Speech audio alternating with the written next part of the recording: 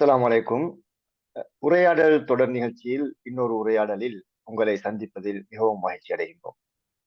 இன்று எம்மோடு இணைந்து கொள்கின்றார் கலாநிதி ஹுசைன் ஃபாரூக் நலீமி அவர்கள். அஸ்ஸலாமு அலைக்கும் டாக்டர் ஹுசைன். வலைக்கும் ஸலாம் வரஹ்மத்துல்லாஹ். டாக்டர் ஹுசைனை பொறுத்தவரையிலே ஜாமியா நலீமியாவில் எனது வகுப்பு நண்பன். நாம் நலீமியாவில் கற்கும் ஆரம்ப காலப்பிரிவிலேயே அவரிடத்தில் காணப்பட்ட அபார பேச்சாற்றல் காரணமாக நாடளவில் புகழ்பெற்ற எம் மதிப்புக்குரிய ஆசான் உஸ்தாத் அகார் முகமதுடைய ஆகர்ஷிக்கும் பேச்சுக்கு ஒப்பிட்டு நாம் ஹுசைனை குட்டி அகார் என அழைப்பது எனக்கு இப்போதும் ஞாபகத்திற்கு வருகின்றது. உயர்வத்தையிலிருந்து ஆரம்பித்த அவருடைய அறிவு பயணம் துருக்கி வரை இன்று நீண்டு வந்திருக்கின்றது. அந்த பயணம் பல ஏற்ற இறக்கங்கள், சந்தர்ப்பங்கள், சவால்கள் என பலதையும் எதிர்கொண்ட பயணம் என்பதை அவரோடு மிக நெருங்கி பழகியவன் என்ற வகையில் அறிகின்றேன். டாக்டர் ஹுசைன் அவர்களே, உங்கள் கல்வி பயணத்தில் நீங்கள் எதிர்கொண்ட மிகவும் சவால் மிக்க சந்தர்ப்பம் ஒன்றை கூற முடியுமா? أعوذ بالله من الشيطان الرجيم بسم الله الرحمن الرحيم الحمد لله والصلاة والسلام على رسول الله من لا نبي بعده أما بعد. ஆரம்பமாக இந்த நிகழ்ச்சிக்கு என்னை அழைத்ததற்காக நண்பர் ஷேக் ரிஷாத் உங்களுக்கு நன்றியை தெரிவித்துக் கொள்கின்றேன். ஜஸாக்குமுல்லாஹ் ஹைர்.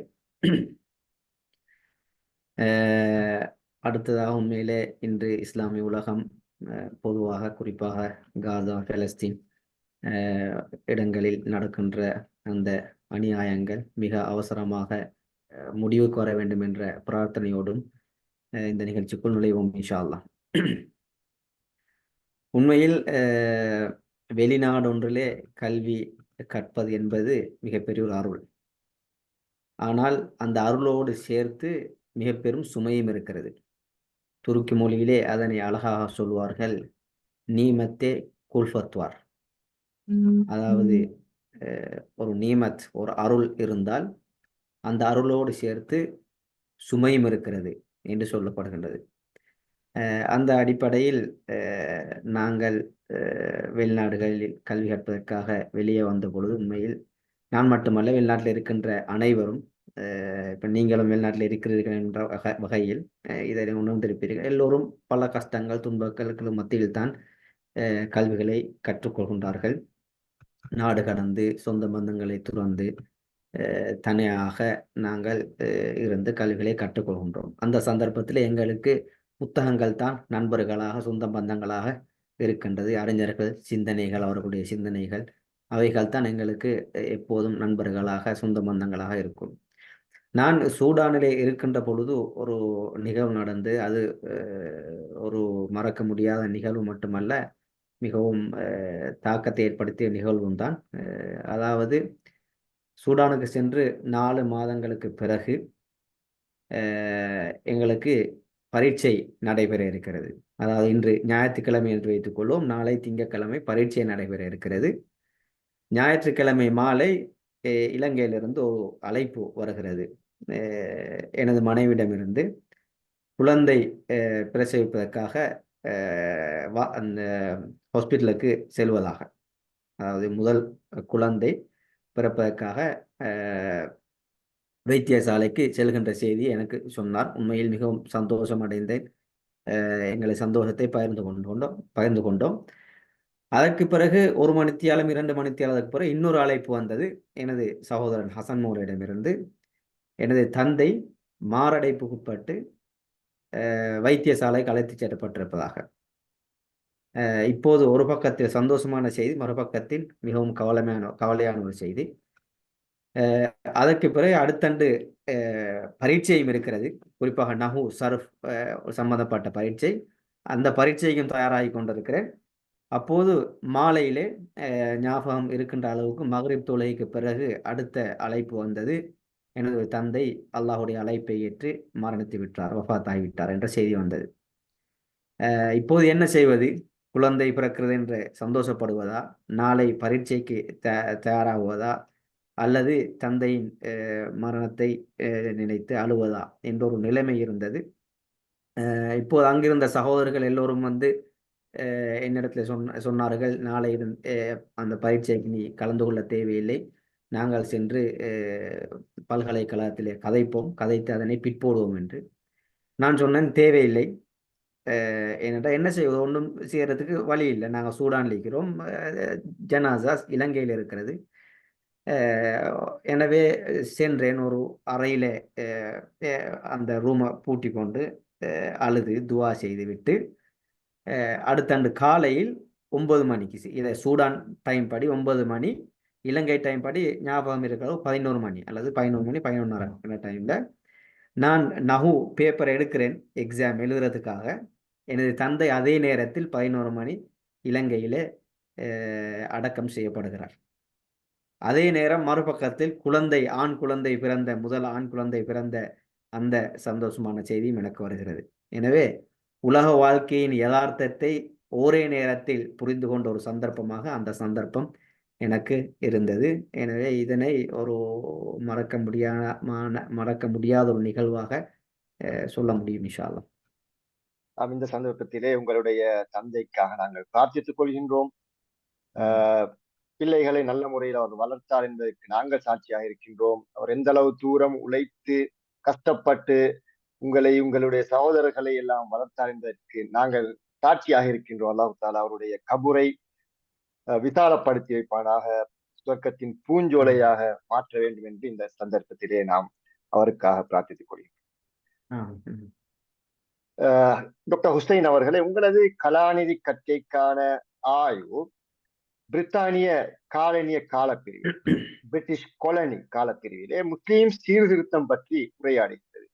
முஸ்லீம் சமூகத்துக்குள்ளால் நிகழ்த்தப்பட்ட ரிஃபார்ம் ப்ரொஜெக்ட்கள் சம்பந்தமாக பேசுகின்றது. குறிப்பாக கல்வி பகுதியிலே மேற்கொள்ளப்பட்ட சீர்திருத்த முயற்சிகளை ஆய்வு செய்வதாக குறிப்பிடலாம். இது பற்றி சுருக்கமாக விளக்க முடியும்? எனது கலாநிதி பட்டப்படிப்புக்காக நான் முன்வைத்த ஆய்வு நீங்கள் சொன்னது போன்று இலங்கை முஸ்லிம்களுடைய மறுமலர்ச்சிக்கான முன்னெடுப்புகள், அதாவது ஆங்கில காலனித்துவ காலப்பகுதியில் நடந்த கல்வி முயற்சி, மறுமலர்ச்சிக்கான முயற்சிகள் என்பதன் ஆய்வு. அதில் பொதுவாக பொருளாதாரம், கல்வி, மார்க்கத்தோடு சம்பந்தப்பட்ட வாழ்வு, சமூக வாழ்வு, இந்த அனைத்து பகுதிகளிலும் நடந்த மறுமலர்ச்சி அல்லது மாற்றங்கள் குறித்து நான் ஆய்வுக்கு உட்படுத்தி இருக்கிறேன். பொதுவாக எல்லோராலும் அறியப்பட்ட விடயம்தான், இலங்கை முஸ்லிம்கள் பற்றி ஆய்வு செய்கின்ற பொழுது முதற்தர மூலாதாரங்களை பெற்றுக்கொள்வதில் மிகப்பெரிய கஷ்டங்கள் இருக்கிறது. எனக்கு ஞாபகம் இருக்கிறது, நான் அந்த நேரத்தில் ஆக்காய்வுக்கு கொழும்பில் இருக்கின்ற அந்த ஆக்காய்வுக்கு சென்ற பொழுது முஸ்லீம் நேசன் அதே போன்ற அந்த காலங்களில் வெளியிடப்பட்ட பத்திரிகைகளை வாசிப்பதற்காக அங்கே சென்ற பொழுது அங்கிருந்த உத்தியோகத்தரினிடம் கேட்ட கேள்வி இன்னும் அப்படியே ஞாபகம் இருக்கிறது. கவலையான ஒரு விஷயம், உங்களுடைய வரலாற்று ஆவணங்களை தொகுத்து வைத்திருக்கின்ற ஒரு இடம் இல்லையா உங்களுக்கு என்ற ஒரு கேள்வி கேட்டார். எனவே இது ஒரு பெரிய ஒரு குறைவாக எங்களுக்கு இருக்கிறது. எனவே இன்ஷா அல்லாஹ் அந்த குறைவுகள் எதிர்காலத்தில் நீக்கப்பட வேண்டும், எதிர்கால ஆய்வாளர்களுக்கு நீக்கப்பட வேண்டும் என்ற ஆசையோடும் ஆர்வத்தோடும் தான் இந்த ஆய்வுகளை நாங்கள் மேற்கொண்டோம். இன்ஷா அல்லாஹ் இப்போது அதிக ஆய்வுகள் நடைபெற்று கொண்டிருப்பது சந்தோஷத்துக்குரியது. துருக்கியிலும் நடைபெறுகின்றது முஸ்லிம் சமூகத்துடைய நிலைமை கொடுத்த ஆய்வுகள். கல்வி மறுமலர்ச்சியை பற்றி நாங்கள் பேசுகின்ற பொழுது இலங்கையிலே நடைபெற்ற அந்த கல்வி மறுமலர்ச்சிக்கான முயற்சி, குறிப்பாக சித்திலப்பை, ஏலம் அசீஸ் போன்றவர்களால் நடத்தப்பட்ட அந்த மறுமலர்ச்சி முயற்சி நாங்கள் இலங்கையோடு மட்டும் சுருக்கி பார்க்கக்கூடாது. தென்னிந்தியா, சிங்கப்பூர், மலேசியா போன்ற நாடுகளில் தமிழ் பேசும் மக்களின் கல்வி மலர்ச்சிக்கும் இவர்களுடைய அந்த பங்களிப்பு மிகவும் உறுதுணையாக இருந்திருக்கிறது. எனவேதான் இலங்கை முஸ்லிம்களுடைய அல்லது அந்த எமது இலங்கை அறிஞர்களுடைய கல்வி மறுமலர்ச்சிக்கான முயற்சியை ஒரு சர்வதேச, குறிப்பாக எங்களது பகுதியில் நடைபெற்ற கல்வி மறுமலர்ச்சிக்கான ஒரு அடிப்படையாக பார்க்க வேண்டிய ஒரு விடயம் இருக்கிறது. ஆய்வு செய்கின்ற பொழுது அப்படித்தான் எங்களுக்கு அந்த விடயம் விளங்குகின்றது. இது முதலாவது விடயம். இரண்டாவது விடயம் என்னவென்றால், உண்மையில் அந்த காலகட்டத்தில் முஸ்லிம்கள் கல்வியில் பின்னடைந்திருந்தார்கள் என்று பார்க்கின்ற பொழுது பொதுவாக நாங்கள் அப்படி சொல்வது சில நேரம் பிழையாக அமையும். காரணம் என்னவென்றால், ஆங்கிலேயர்கள் வந்த அந்த காலப்பகுதியிலே அவர்கள் கல்வியில் மாத்திரமல்ல, சமூக ஒழுங்கில் அத்தனை விடயங்களிலும் பொதுவாக உலகளாவிய ரீதியும் அந்த காலத்தில் அப்படி ஒரு ட்ரெண்ட் இருந்தது. ஒரு புதிய ஒரு வாழ்வு ஒழுங்கை அவர்கள் உருவாக்கினார்கள். அந்த வாழ்வு ஒழுங்குக்கு ஏற்ப தேவையான கல்விகள், அதை நாங்கள் மாடர்ன் எஜுகேஷன் என்று நாங்கள் சொல்லுகிறோம். எனவே சித்திலபையுடைய அந்த கட்டுரைகளை அல்லது அவர்களுடைய அந்த முயற்சிகளை பார்க்கின்ற பொழுது மாடர்ன் கல்வி என்றுதான், நவீன கல்வி என்றுதான் அவர்கள் சொல்லுகிறார்கள். அதாவது முஸ்லிம் சமூகம் இந்த நவீன கல்வி குறித்து பொடுபோக்காக இருப்பது காரணமாக ஏனைய சமூகங்கள் அந்த நவீன கல்வியை எடுத்து அதனை படித்து முன்னேறுகிறார்கள் என்றொரு விடயத்தை முன்வைக்கிறார்கள். எனவேதான் முஸ்லிம் சமூகம் ஏனைய சமூகத்தை விட பின்தள்ளப்பட்ட சமூகமாக இருக்கிறார்கள் என்ற செய்தியை அவர்கள் அந்த இடத்துல சொல்வதனை நாங்கள் பார்க்கின்றோம். எனவே இந்த இரண்டு விடயங்களையும் நாங்கள் அந்த காலத்தில் இலங்கை முஸ்லிம்களுடைய கல்வி வளர்ச்சி சம்பந்தமாக பேசுகின்ற பொழுது கவனத்தில் கொள்ளப்பட வேண்டிய மிக முக்கியமான அம்சம். சித்திலபையை பொறுத்தவரையில் உண்மையில் அவர்தான் இந்த கல்வி மறுமலர்ச்சி விடயத்தை ஆரம்பித்து வைத்தவர். அவரோடு சேர்த்து அவருக்கு பங்களிப்பு செய்வதற்காக ஏலம் அப்துல் அசீஸ், அதே போன்று எகிப்திலிருந்து இலங்கைக்கு நாடு கடத்தப்பட்ட ஓராபி பாஷாவுடைய பங்களிப்பு மிக முக்கியமானது. ஓராபி பாஷா எகிப்திலிருந்து வந்தது என்ற ஒரு விடயம், அதே போன்று உஸ்மானிய சாம்ராஜ்ய பின்னணி இருந்தது இன்னொரு விடயம். இந்த ரெண்டு அம்சங்களும் இலங்கை முஸ்லிம்களுடைய உள்ளத்திலே ஒரு நல்ல ஒரு மதிப்பை அவர்களிடத்தில் இருந்த மதிப்பை ஏற்படுத்தியது அவருக்கு. எனவேதான் சித்திலபை அவர் இலங்கைக்கு நாடு கடத்தப்பட்டு வந்த பொழுது அவரிடம் சென்று சொன்ன விடயம் என்னவென்றால், நாங்கள் இப்போது ஆலிம்கள் அதே போன்று கல்வியலாளர்கள் எல்லோரும் ஒன்று சேர்ந்து இலங்கை முஸ்லிம்களை கல்வி ரீதியாக மறுமலர்ச்சியை ஏற்படுத்துவதற்கு பல முயற்சிகளை மேற்கொள்கின்றோம். ஆனாலும் எதிர்பார்க்கப்படுகின்ற விளைவு மிக குறைவாக இருக்கிறது, மிக மெதுவாகத்தான் செல்கிறது. எனவே உங்களுக்கு பெரிய ஒரு மதிப்பு இருக்கிறது. நீங்களும் இந்த விடயத்திலே அவர்களுக்கு பல விழிப்பூட்டல் நிகழ்ச்சிகளை, விழிப்பூட்டல் அம்சங்களை செய்தால் என்னவாக இருக்கும், அது உங்களுக்கு சதக்கத்துல் ஜாரியாவாக அமையும் என்று அவர்கள் சொல்கிறார்கள். எனவே ஓராபி பாஷாவின் இலங்கைக்கு வருவதும் இலங்கை முஸ்லிம்களுடைய கல்வி வளர்ச்சிக்கு பெரிய ஒரு பங்களிப்பாக அமைந்தது. எனவே இந்த பின்னணியில் இவர்கள் ஒரு கல்வி மறுமலர்ச்சி முயற்சியை ஆரம்பித்து நடத்தினார்கள். எந்த அளவுக்கு அந்த காலப்பகுதியில் கிட்டத்தட்ட 15க்கும் அதிகமான வாராந்த அல்லது மாதாந்த சஞ்சிகைகள், பத்திரிகைகள் வெளியிடப்பட்டன. முஸ்லிம் மித்திரன், முஸ்லிம் நேசன், அதே போன்று ஞான தீபம் அல்லது ஞான சூரியன், இப்படியான பல பத்திரிகைகள் வெளியிடப்பட்டன. அந்த பத்திரிகைகளில் எழுதப்பட்ட அல்லது வெளியிடப்பட்ட கருத்துக்கள் முஸ்லிம் சமூகத்திலே தாக்கத்தை ஏற்படுத்தி இருக்கிறது அந்த காலத்திலே. அதன் விளைவாகத்தான் ஆங்காங்கு சில இடங்களில் வாசிக சாலைகள் தோற்றம் பெற்றிருக்கின்றது. வாசிப்பு ரீடிங் கிளப்னு சொல்கின்ற அந்த இதுகள் தோற்றம் செய்யப்பட்டிருக்கின்றது.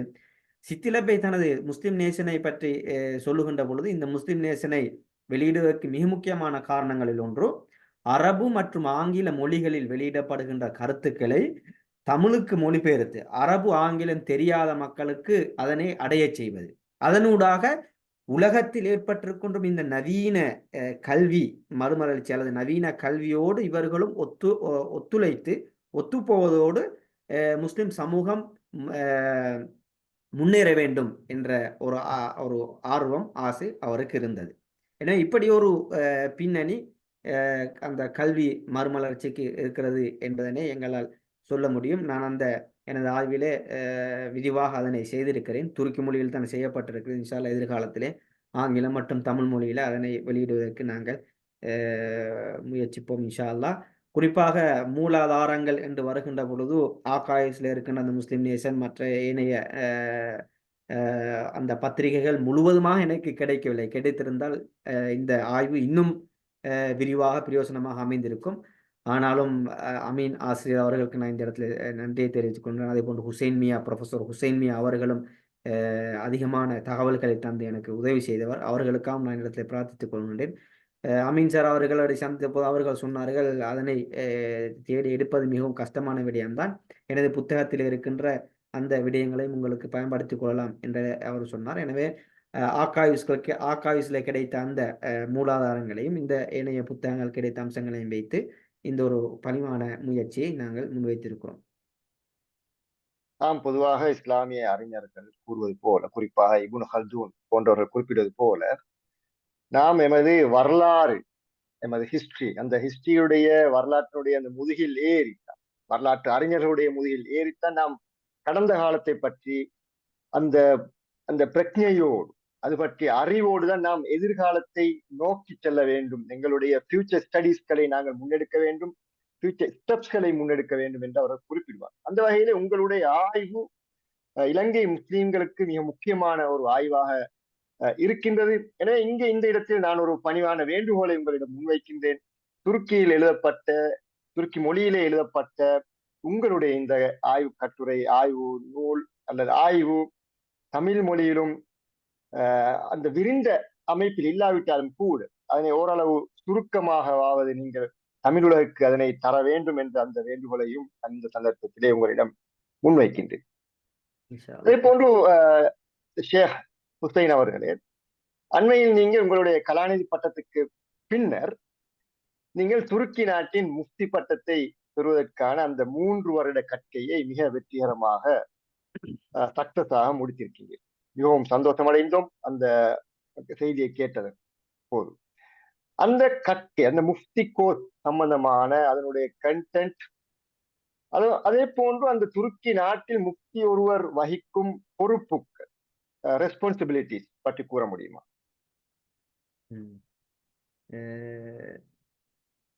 உண்மையில் கலாநிதி அதே போன்று இந்த முஃப்தி பட்டங்களை நாங்கள் பெற்றிருக்கின்றோம், அல்ஹம்துலில்லாஹ். ஆனாலும் அதுக்கு எவ்வளவு தூரம் தகுதியானவர்களாக நாங்கள் இருக்கின்றோம் என்ற ஒரு பயமும் அச்சமும் இருக்கத்தான் செய்கிறது. ஏனென்றால் அந்த வார்த்தைகளுடைய கனதி, அதனை சுமக்கின்ற தகுதியின் திறமையும் அல்லாஹ் தஆலா எங்களுக்கு தரணும்னு சொல்லி பிரார்த்திப்போம் இன்ஷா அல்லாஹ். நான் முடித்த அந்த கோர்ஸை பொறுத்தவரையில் உண்மையில் துருக்கியில் அதற்கு துருக்கி மொழியில் தான் அதனை சொல்லுவார்கள். அதாவது இஸ்லாமிய கற்கை நெறியில் உயர் விசேட கற்கை நெறி என்றுதான் அதனை தமிழில் மொழிபெயர்த்தால் சொல்ல முடியும். தீனி யுக்சக் இஹ்திசாஸ் மெர்கஸ் என்று சொல்லுவார்கள் துருக்கியில. துருக்கியை பொறுத்தவரையில் எங்களுக்கு தெரியும், துருக்கியிலே மஸ்ஜிதுகள் அரசாங்கத்தோடு தொடர்பட்டது. அதாவது துருக்கி மஸ்ஜிதுகள் பணிபுரிகின்ற இமாம்கள் அனைவரும் அரசாங்க உத்தியோகத்தர்கள், ஆசிரியர்கள், ஏனைய அரசாங்க உத்தியோகர்கள் போன்று அரசாங்க உத்தியோகத்தர்கள். எனவே துருக்கியில் இருக்கின்ற அந்த மத விவகாரத்தை பொறுத்தவரை அவங்களுக்கு கீழ் இருக்கின்ற அந்த ஒழுங்கை நான் ஆரம்பமாக விளங்கப்படுத்துகின்றேன். மஸ்ஜிதுகளில் இமாம்கள் இருக்கிறார்கள், முஅஸ்ஸினும் கூட அரசாங்க உத்தியோகத்தர்கள் தான். முஅஸ்ஸின், இமாம், அதற்கு பிறகு வாயித், பிரீச்சர் என்று நான் நினைக்கின்றேன் ஆங்கிலத்தில். அதுக்கு மேலால் இருப்பது பட்டம் முஃப்தி என்பது. அதுக்கு மேல் இன்னும் பல பதவிகள் இருக்கிறது. ஆனால் இந்த 3 மிக முக்கியமான பதவிகள். இமாம், அதே போன்று வாயிஸ் என்று சொல்வார்கள், அதே போன்று முஃப்தி. அப்ப இமாமாக இருக்கின்றவர்களுக்கும் சில பயிற்சி நெறிகள் இருக்கிறது. அதில் 1 வருட பயிற்சி நெறி நடைபெறுகிறது. 1 வருட பயிற்சி நெறிக்கு பிறகு தான் அவர் இமாமாக நியமிக்கப்படுகின்றார். அதற்கு பிறகு இமாமாக அவர் பணியாற்றி கொண்டு இருக்கின்ற சந்தர்ப்பத்தில் 3 அல்லது 4 வருடங்களுக்கு பிறகு இமாமிலிருந்து வாய்ஸ் என்ற தரத்துக்கு உயர வேண்டுமாக இருந்தால் அதாவது உயர் விசேட கற்கை நெறிகள் இருக்கின்றது. அது உயர்து அல்ல, உயர் கற்கை நெறிகள் இருக்கின்றன. அதற்கு அவர் சென்று அதனை தன்னை பலப்படுத்திக் கொள்ள முடியும். அதனூடாக அவருடைய அந்தஸ்துகள் உயருகின்றன. அதற்கு மேலால் இருப்பது அதியுயர் விசேட கற்கை நெறி.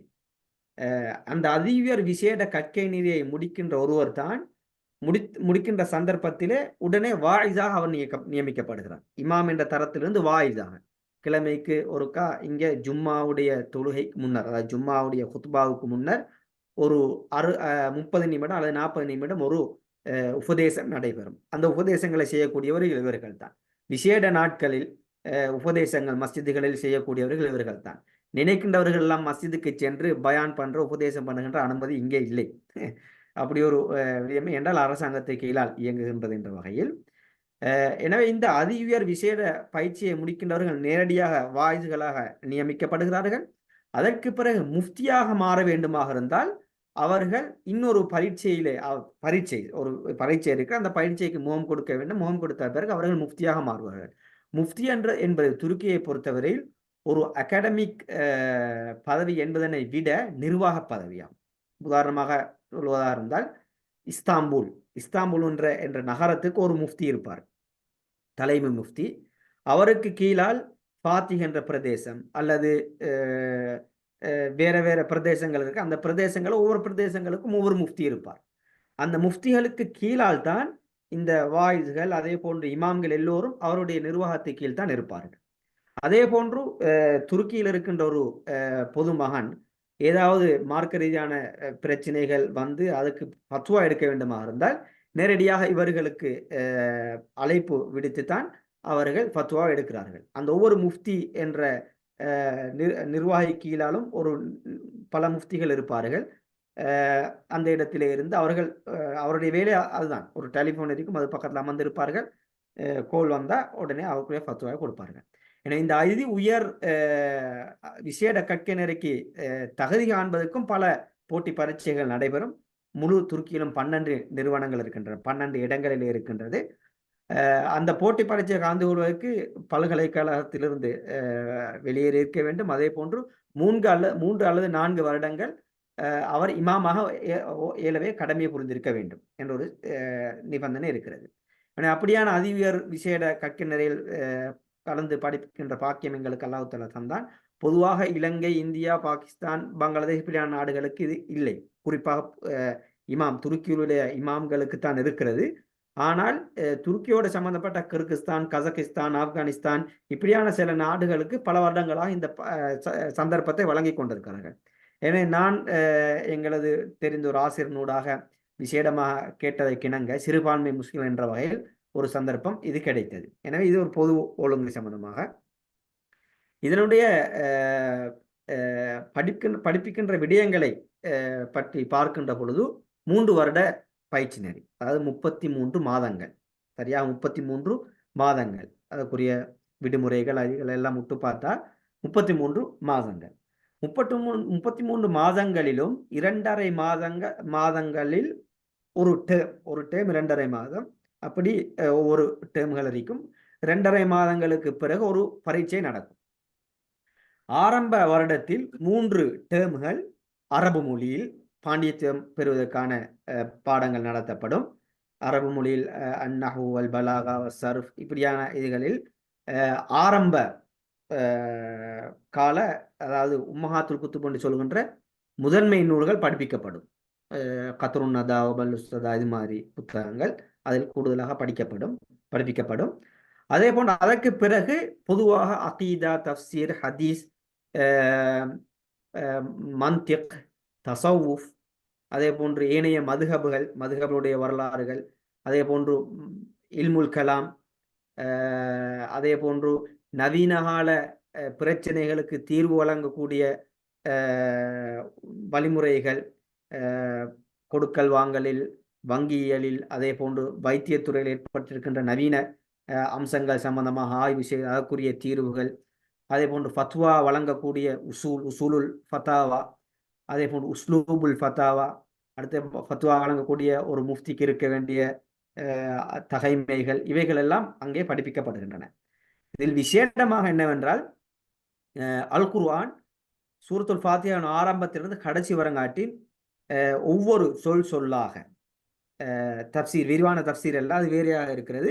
ஒவ்வொரு சொல்லாக தப்சீருல் லஃப்ஸி என்று நாங்கள் சொல்கிறோம். துருக்கி மொழிக்கு தர்ஜுமா செய்யப்பட்டு மொழிபெயர்க்கப்பட்டு, அதே போன்று இஅராப் என்று நாங்கள் சொல்லுவோம். அரபில் தமிழில் என்ன சொல்வதுன்னு எனக்கு தெரியாது. செய்யப்பட்டு ஒவ்வொரு நஹு ரீதியாக, சரஃப் ரீதியாக மொழிகள், அந்த குர்ஆனில் பயன்படுத்தப்பட்டிருக்கின்ற வசனங்கள் இவற்றை ஆய்வு செய்து இப்படி 3 வருடத்தில் குர்ஆனை படித்து முடிப்போம் நாங்கள் இன்ஷா அல்லாஹ். படித்து முடித்தோம் அல்ஹம்துலில்லாஹ். அதே போன்று சஹீல் தஜ்ரீது சஹீஹ் என்று சொல்கின்ற சஹீல் புகாரியுடைய அந்த புத்தகம், அதுவும் கடைசியிலிருந்து ஆரம்பத்திலிருந்து கடைசி வரங்காட்டி படித்து முடிக்கணும் அல்ஹம்துலில்லாஹ். அதனை நாங்கள் படித்து முடிந்து கடைசி ஹதீஸ் கலிமத்தானி ஹஃபீஃபத்தானி அலல் லிசான் வசகீலத்தானி ஃபில் மீசான், கலிமத்தானி ஹஃபீஃபத்தானி அலல் லிசான் சகீலத்தானி ஃபில் மீசான் சுபஹானல்லாஹி பிஹம்தி சுபஹானல்லாஹில் அஸீம், கடைசி ஹதீஸ். இதனை நாங்கள் எங்களது ஆசிரியரோடு உம்ராவுக்கு சென்று ரசூலுல்லாஹி ஸல்லல்லாஹு அலைஹி வஸல்லம் உடைய ரவுதா ஷரீஃபாவுக்கு பக்கத்திலே உட்கார்ந்து ஹல்கா செய்து அதனை வாசித்து முடித்தோம் அல்ஹம்துலில்லாஹ். அது பெரிய ஒரு சந்தோஷமான நிகழ்வு, பெரிய ஒரு பரக்கத்தாக இன்ஷா அல்லாஹ் அது எங்களுடைய அறிவு வாழ்க்கையில் அமையும் என்று எதிர்பார்க்கின்றோம். எனவே இப்படியாக ஒரு எல்லா வகையிலும் ஃபிக்ஹ் துறை குறிப்பாக ஹனஃபி மஸ்ஹபை அடிப்படையாக வைத்தது முக்தார் என்ற அந்த புத்தகம் ஆரம்பத்தில் படிப்பிக்கப்படும். அதுக்கு பிறகு மிர்கனானுடைய பிதாயா என்ற அந்த ஃபிக்ஹ் கிதாப், அதே போன்று ஃபிக்ஹுல் முகாரன், ஃபிக்ஹுல் நவாஸில் நான் ஏற்கனவே சொல்லப்பட்ட போன்று இவை அனைத்தும் உம்மஹாத்துல் கிதாப் என்று சொல்கின்ற மூலாதாரங்களை அடிப்படையாக வைத்துத்தான் படிப்பிக்கப்படுகின்றன. இப்படி ஒரு அழகான தரமான ஒரு பயிற்சியாக அது இருக்கிறது. அதனை முடிக்கின்றவர்களுக்கு நேரடியாக இங்கே துருக்கியிலே முஃப்தி என்று சொல்லுவதில்லை, நேரடியாக முடித்தவர்கள் முஃப்தி என்று சொல்லுவதில்லை. ஆனால் எமது பாசையிலே நாங்கள் அதனை முஃப்தி என்று சொல்கிறோம். எனவேதான் நானும் அப்படி அழைக்கப்படுகிறேன். இன்ஷா அல்லாஹ் தகுதி இல்லாவிட்டாலும் அழைக்கப்படுகிறோம். அல்லாஹ் தஆலா அந்த பட்டங்களுக்கு தகுதியானவர்களாக எங்களை மாற்ற வேண்டும் என்று நான் பிரார்த்திக்கின்றேன் இன்ஷா அல்லாஹ். இன்ஷா அல்லாஹ். அல்லாஹ் தஆலா உங்களுடைய வாழ்க்கையிலே பரக்கத் அருள வேண்டும். மென்மேலும் நீங்கள் இன்னும் உங்களுடைய இந்த அறிவு பயணத்தில் நீண்ட தூரம் இன்னும் பயணிக்க வேண்டும் என்று நாங்கள் பிரார்த்தித்துக் கொள்கின்றோம். அதே நேரம் கலாநிதி ஹுசைன் அவர்களை, இறுதியாக இப்போது நீங்கள் துருக்கி நாட்டிலே நீண்ட காலமாக அங்கே வருகிறீர்கள். இஸ்லாமிய கற்கை, இஸ்லாமிக் ஸ்டடீஸ்களிலே ஆர்வமுள்ள இலங்கை மாணவர்கள் தன்னுடைய மேற்படிப்புக்காக துருக்கியிலே அவர்கள் துருக்கியை தேர்ந்தெடுத்து துருக்கிக்கு வருவதாக, அதற்கு ஆசைப்படுவதாக இருந்தால், அங்கே கற்பதற்கு ஆசை கொள்வதாக இருந்தால், நீங்கள் கூறும் வழிகாட்டல்கள், ஆலோசனைகளை மிக சுருக்கமாக முன்வைக்க முடியுமா? உண்மையில் துருக்கியில் குறிப்பாக நான் இஸ்லாமிய கலைகளை பற்றி பேசுகின்றேன். மற்ற கலைகளை பற்றி பெருசாக நான் பேசப் போவதில்லை. இஸ்லாமிய கலைகளை பொறுத்தவரையில், இஸ்லாமிக் ஸ்டடீஸை பொறுத்தவரையில் நானும் இங்கே பிஹெச்டி செய்ய வார நேரம் பல வித்தியாசமான கருத்துக்கள் எனக்கும் சொல்லப்பட்டன. நானும் அதனை பற்றி யோசித்தேன். அதாவது இங்கு துருக்கி மொழியில் தான் அனைத்து படிப்புகளும் நடைபெறுகின்றன. அதாவது கற்பித்தல் மொழி துருக்கி மொழி. இஸ்லாமிய இதில் அந்த பல்கலைக்கழகங்களில் இஸ்லாமிய கலைகளாக இருந்தாலும் துருக்கி மொழியில் தான் கற்பித்தல் நடைபெறுகின்றன.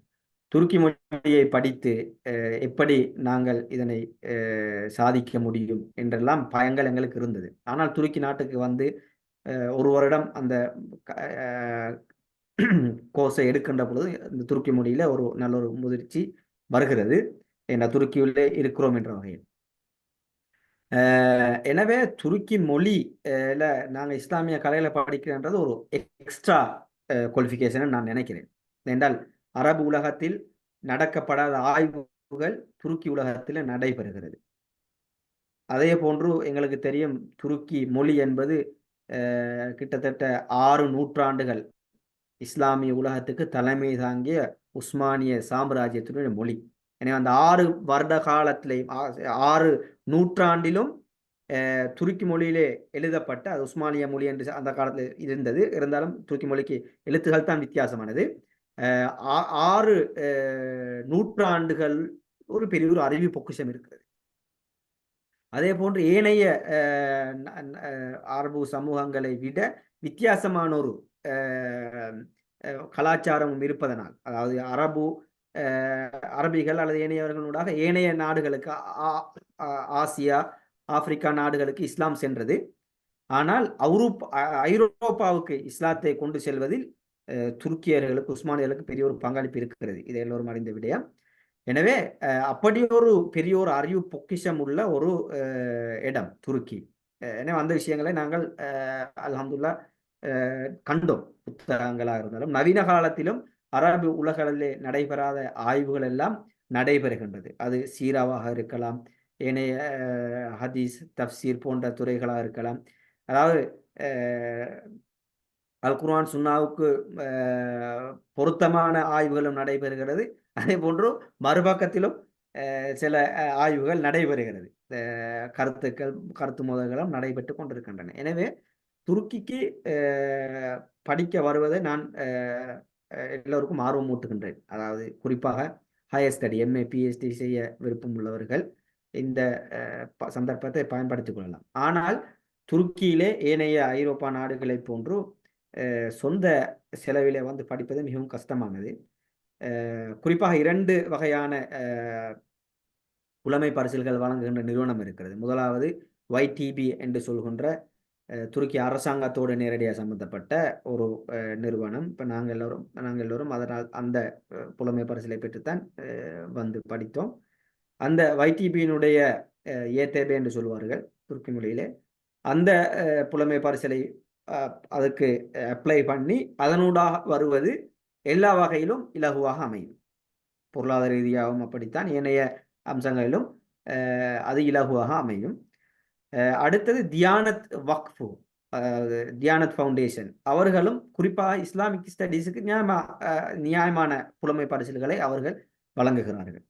எனவே அதனூடாகவும் அவர்கள் வர முடியும், வந்து தங்களுடைய படிப்புகளை முன்னெடுக்க முடியும்.